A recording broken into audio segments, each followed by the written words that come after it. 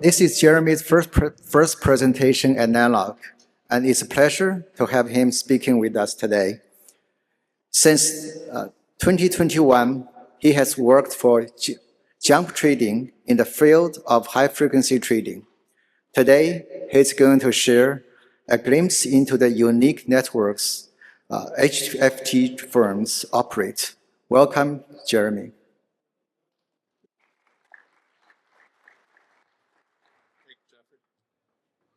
Okay.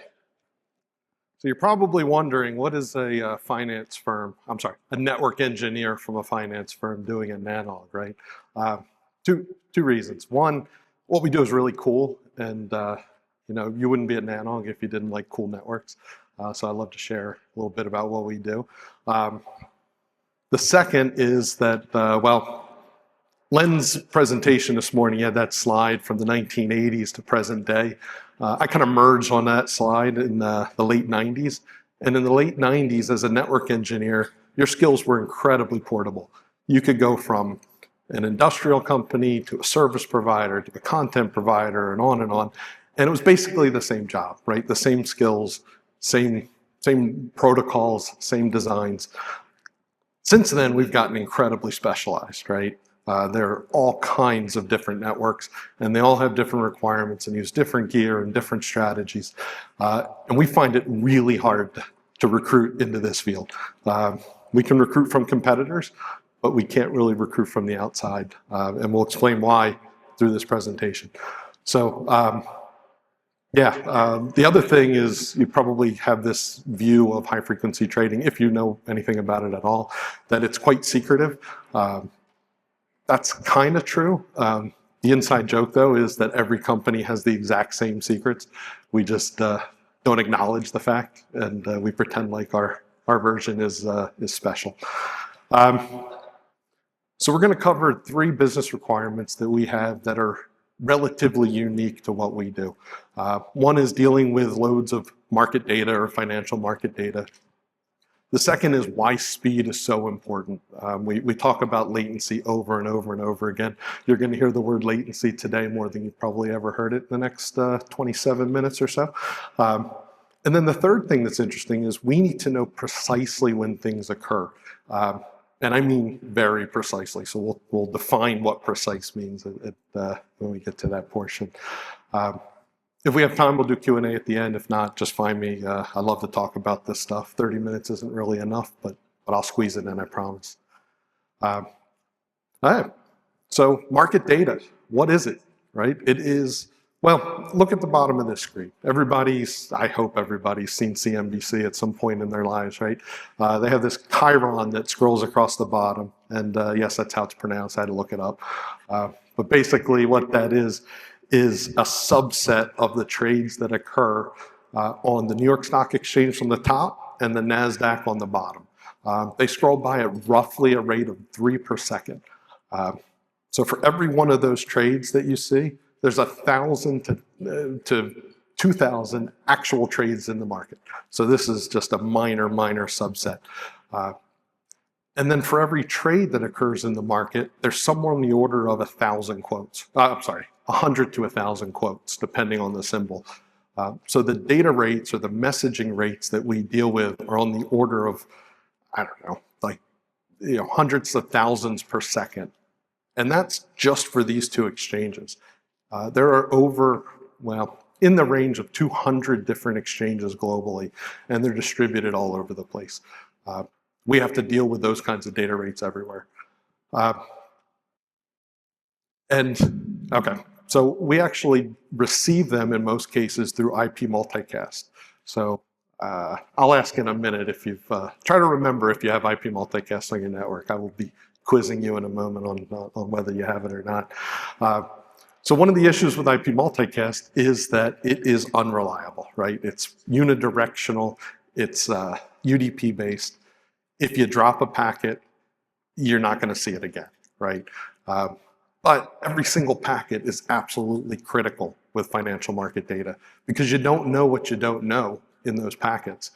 The packet you missed might be an incredibly different price than the last packet that you have, And so if you miss packets, your pricing is wrong. If your pricing is wrong, you're going to make bad trades and you're going to lose money. So we have to turn unreliable IP multicast into reliable data transmission. And that's really hard, right? So if you have congestion, if you drop packets, you're in trouble. So how do we handle that? Well, one way we handle that is at the application level.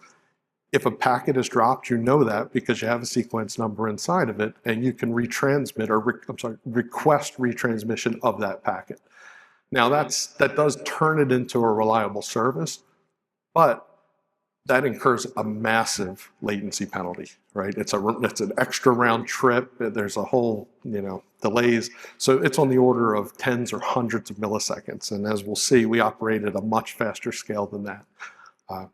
So the second way we do this is we send multiple copies of that data. So most exchanges send what we call an A and a B feed. It's identical data. Different multicast groups, if you want to get into the weeds, but it's the payloads are basically the same. So what we'll do is we'll transmit both of those through our network and arbitrate close to the source. That way, if the faster copy, usually the A copy is faster, if that has what we call a gap or a gap in the sequence numbers, we'll fill it in through the slightly slower B feed. It works pretty well. As you'll see as we go through this, like we sometimes incur our own packet loss, so it's not really up at the A and B feed, it might be in our network, and then we're back to the replays again. Yeah, so, okay, back to that quiz. How many folks here operate a network that has IP multicast enabled on it?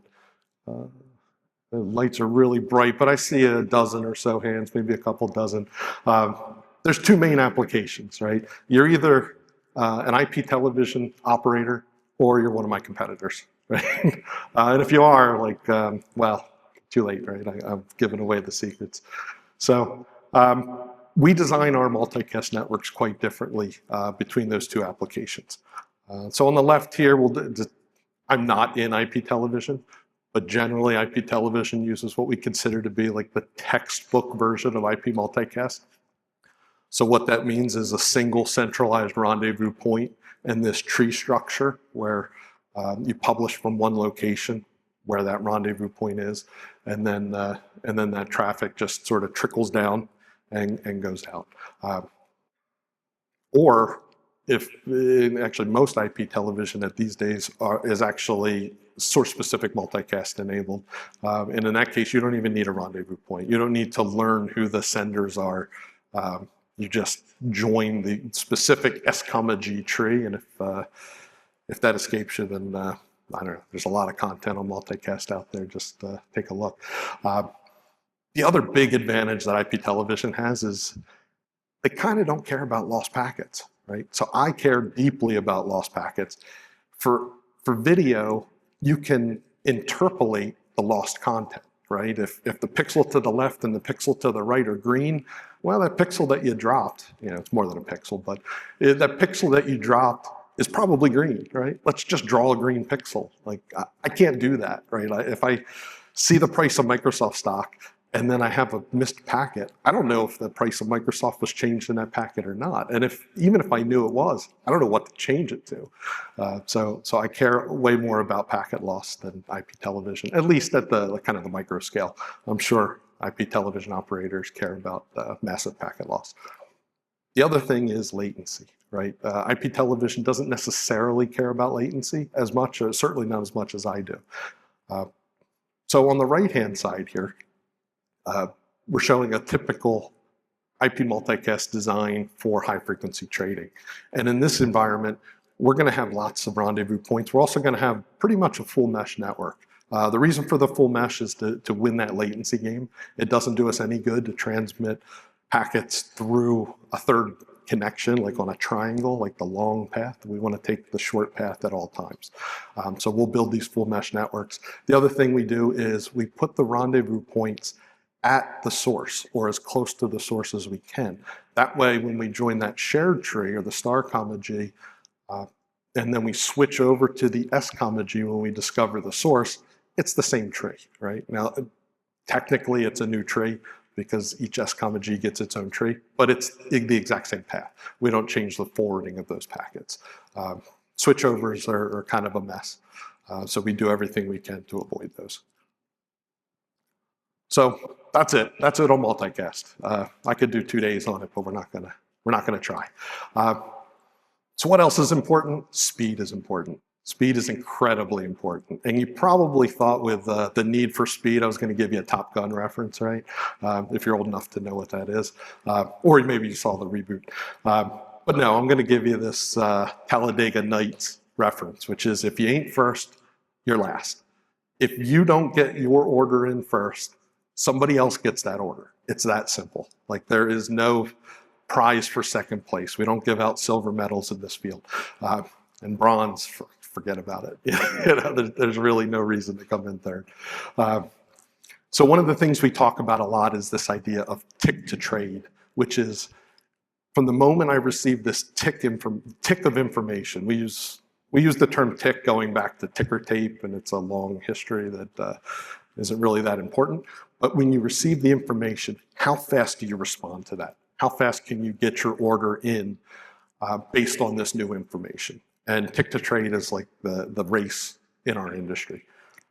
And again, competition is very fierce. There are lots of competitors in these markets. So what causes latency? Right? This is, if you're a network engineer, I'm sure you've seen this slide or something very similar to it. So let's run through those different causes of latency. The first one we'll talk about is queuing delay. So if we have two packets that are going out the same port on a switch, one of them gets to go first, right? Usually the one that arrives first or whatever. That causes delay, right? That second packet has to wait for the first packet to get through. That's one of the other reasons we use multicast, because it's only one copy, right? If we sent TCP streams to two hosts downstream, now their packets with the exact same content are going to compete with each other for bandwidth. But if it's multicast, we send one copy and let that replication happen downstream. So we can mitigate queuing delay with, well, there's two major ways to do it. One is pump up the bandwidth, right? More bandwidth, faster transmission, less opportunity for queuing delay. The second thing we can do is a little bit of QoS, right? Quality of service or prioritization. Those multicast packets are basically the most important packets in my network. If you want to ignore the PIM and the BGP and the routing protocols themselves, you know, we go first, right? We're network engineers. But yeah, they're incredibly important, so we will prioritize them. The problem turns out to be that mostly the competition is between two different multicast packets, so it doesn't do us a lot of good to say multicast is more important, right? They're all multicast at some point. You know, really gigabits and gigabits of multicast traffic. I should have mentioned this earlier, but you know, each exchange, depending on how busy it is in the single digit to gigabits per second in message rates. The busiest one is what we call the opera feed, which is the consolidated list of all options trades. That thing peaks at roughly 70 gigabits per second. So while, actually I was going to mention this now, let's go to transmission delay and then I'll tell the rest of that story. So transmission delay, how fast is the link, right? It takes a certain amount of time to transmit bytes at 10 gigabit, 100 gigabit, you know, 400 gigabit. I won't quiz you, but at 10 gigabits per second, you transmit 1 byte roughly every nanosecond. So nanosecond, you know, those are fast, but we compete at that level. Finance, kind of ironically, well, it's not ironic. They were one of the early adopters of 10 gigabit per second. But then we stuck there. So I've been involved in this industry for over 15 years. We upgraded to 10 gigabit per second before I got involved, and we still operate at 10 gigabit per second for the most part. There's a good reason that I'll talk about in just a moment. But we're just starting to move to 25 gigabit per second. We're really, it's more like an exploratory phase for the industry. Those options feeds and a few other feeds are delivered at 40 gigabit per second, or in the case of Opera, multiple 40 gigabit per second connections. So a little antiquated, I think, for some of the folks in this room that are operating 400 and 800 gig networks, but it's what we do, right? Do I lose it? Oh, sorry. We compete on the playing field that we're on, right? So processing delay. This is another big one. So one of the biggest impacts on processing delay. Actually, let me describe processing delay first, which is how fast can a network device forward a packet. We have cut through versus store and forward. So with store and forward, we receive the entire frame. We check the frame check sequence to make sure the frame isn't damaged, and then we forward it along. Well, that's slow, right? That's really slow. Cut through, we receive just enough of the frame to know where it's going, the destination Ethernet port, or I'm sorry, destination Ethernet MAC address, or the destination IP address, and then we start forwarding out that port. That's quite a bit faster. And then forward error correction, like if we can, we disable it on wide area network circuits. That again requires store and forward, and it incurs, well, one, it's extra bytes, and then it also incurs additional latency to check.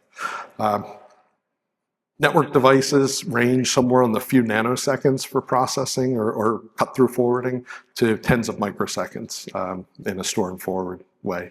We're always looking for those faster connections. And then finally, propagation delay. So this is literally the length of the path times roughly the speed of light with some nuance, and we're going to get into that nuance right now.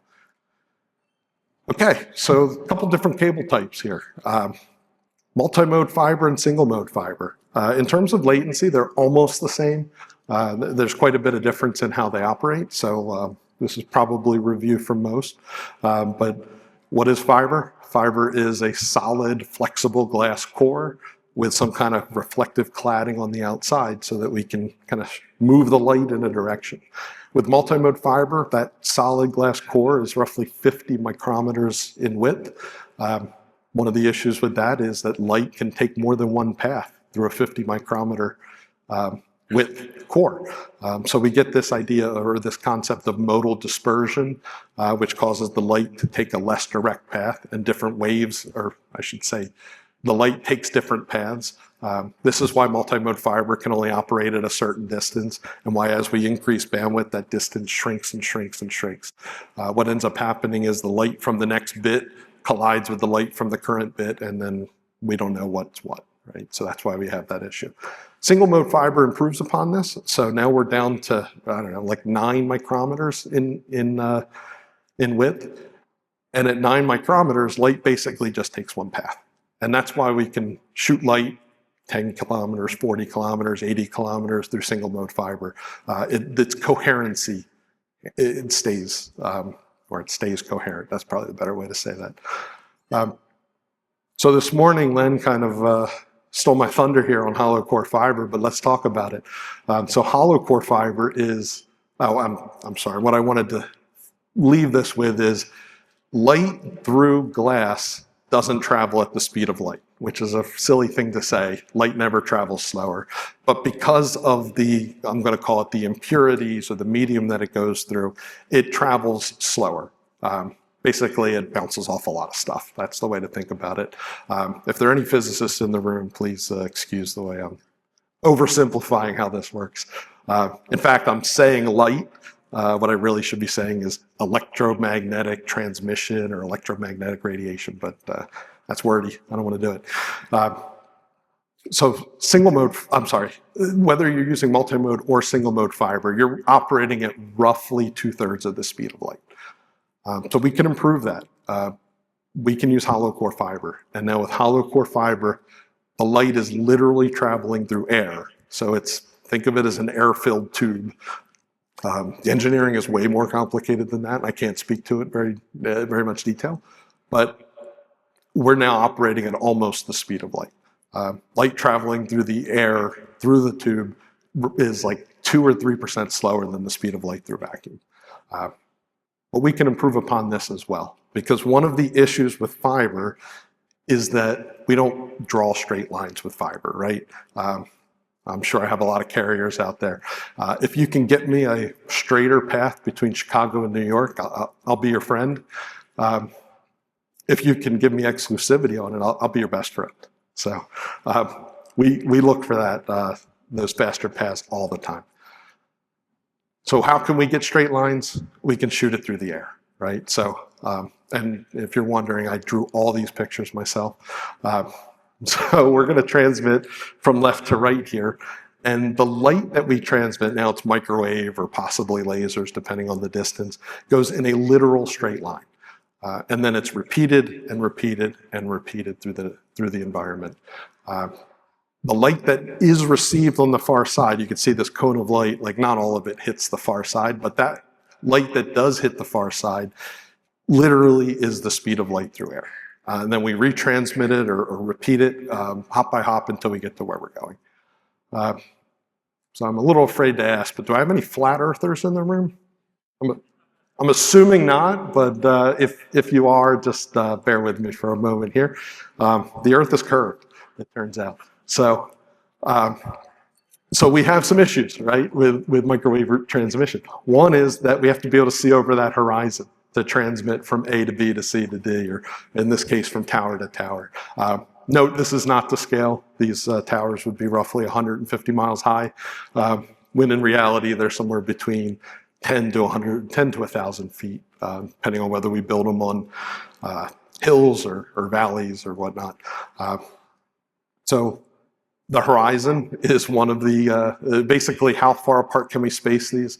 It's based on how far, how tall they are versus the horizon, how much power we can transmit at, the expected interference, and then the availability of land, right? We have to literally put this thing somewhere, roughly on the geodesic path between the two destinations.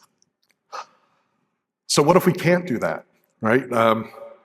I should have mentioned, these are bidirectional as well. Like literally there's a second copy or a second version of this transmits in the opposite direction. So if we can't build towers, maybe the distance is too far, maybe there's some body of water like, I don't know, an ocean or something in the way, we can use shortwave radio, and the industry does. So in effect, you're bouncing signals or bouncing, I'm going to say light again, but now I'm kind of losing it on the light thing. But we bounce those signals off of the ionosphere. It's more of a zigzag than it is this straight shot. But we can send this over shortwave radio.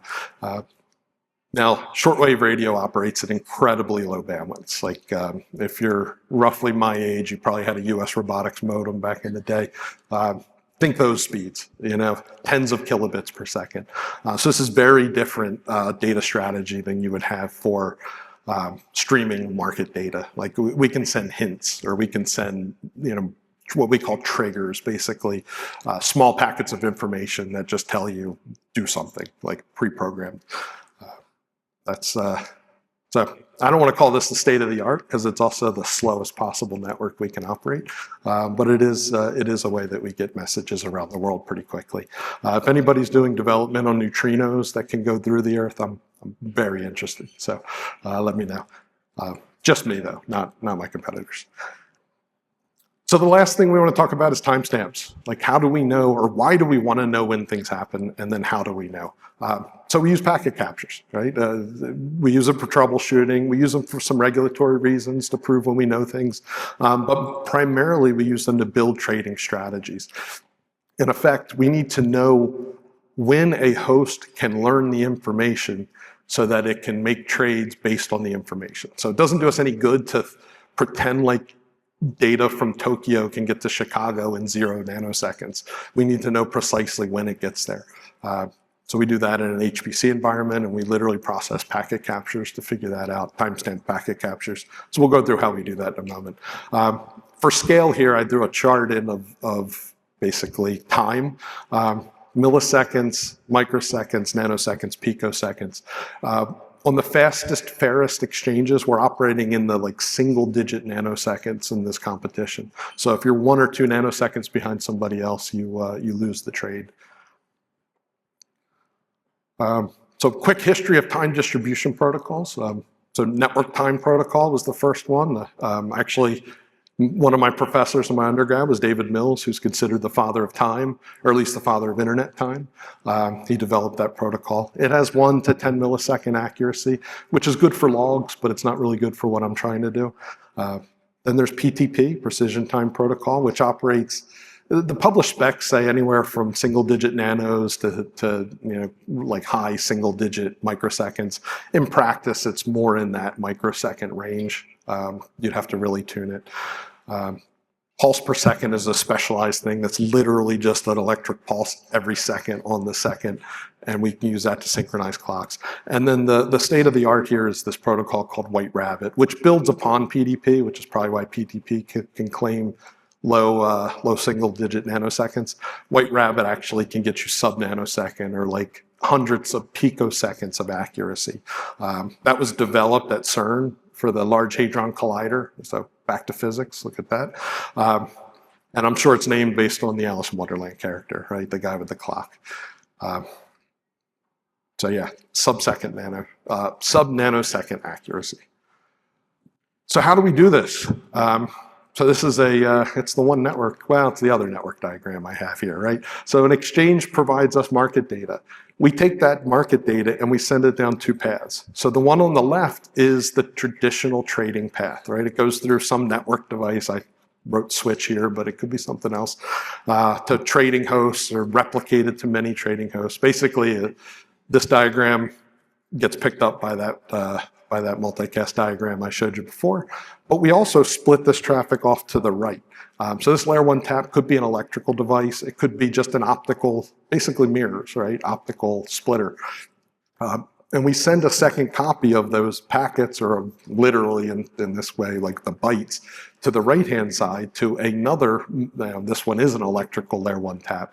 It has an FPGA device inside of it, and that FPGA device is programmed to timestamp packets. And what we mean by timestamp packets is, well, it has a time source, some highly accurate time source that's kind of feeding the time in from the bottom. And then it replaces some portion of the Ethernet header with an encoded time, down to the picosecond.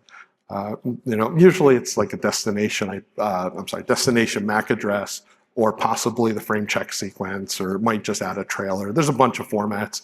As long as your device can read that, it doesn't really matter. Basically, it's stuff you don't need because you're not actually forwarding this frame.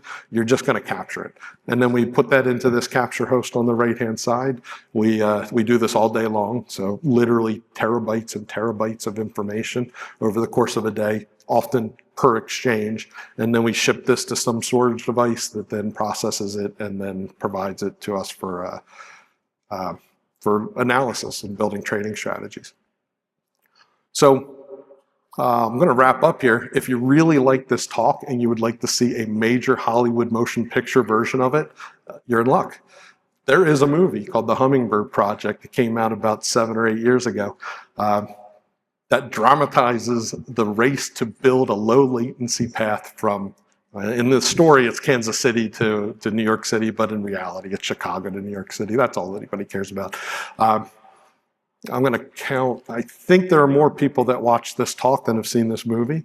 So, feel free to take a look. I did watch it. Anybody in my industry probably has watched it.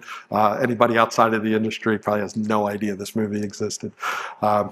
But it's worth your time if, again, you've enjoyed that. So I got a couple minutes for questions if anybody has one. And again, I only have about 2 minutes, so if you have questions and don't get a chance to ask, meet me later, please. Rob Seastrom, unaffiliated, prior Big Cable, back in when dinosaurs roamed the earth, Susquehanna Investment Group. Oh, I know. Got a question for you. What are the architectural considerations that are keeping ASM around? I saw that you went from rendezvous points in star comma G to S comma G multicast. And I think even 10 years ago, we had said, SSM is the way to go in Big Cable. So I'd be curious what's keeping that around. So in Big Cable, you own the set-top boxes, and you can program them. This didn't go out to set-top boxes. This was our distribution across our backbone. Oh, okay, I gotcha. If you own the applications, it's relatively easy to convert to SSM. If you don't own the applications, it's a challenge, right? So the applications have to be able to signal for the S comma G. And yeah, we own the applications, but it's just not worth the development time. Sparse mode works just fine. Okay, so it's straight up between dev time and pain of That's the main RPs. consideration. Okay, Yeah. thank you. Yeah, you're welcome.